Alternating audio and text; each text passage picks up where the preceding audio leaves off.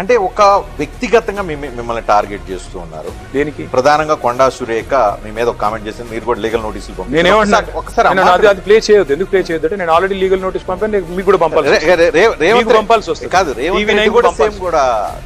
రేవంత్ రెడ్డికి ఇంకెవరన్నా వాగుడు పిచ్చవాగుడు వాగితే వారికి కూడా పంపుతాను. ఎందుకంటే నేను లై డిటెక్టర్ పరీక్ష తీసుకుంటాను, నార్కో అనాలిసిస్ పరీక్ష తీసుకుంటాను, నాకు దీంతో సంబంధం లేదని చెప్తుంటే సొల్లువాగుడు వాగే మంత్రులకు ముఖ్యమంత్రికి చెప్పు దెబ్బలాంటి సమాధానం ఏంటి?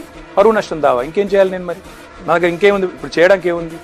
మీరు కనుక మళ్ళీ ప్లే చేస్తే మీ మీద కూడా పరువు నష్టం దావా వేస్తాను. ఎందుకంటే ఆధారాలు లేకుండా నోటికొచ్చినట్టు ఎటుబడితే అటు బాధ్యతలో ఉన్న వాళ్ళు కూడా మాట్లాడితే ఎట్లా ఆమోదించాలి?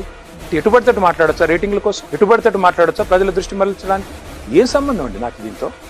ఇంత అన్యాయమా? నాకు పిల్లలు ఉన్నారు, నాకు కుటుంబం ఉంది, వాళ్ళు ఏమనుకుంటారన్న సోయి కూడా లేదా? 10 ఏళ్ల పాటు చిత్తశుద్ధితో పనిచేశాము, సిన్సియర్గా పనిచేశాము.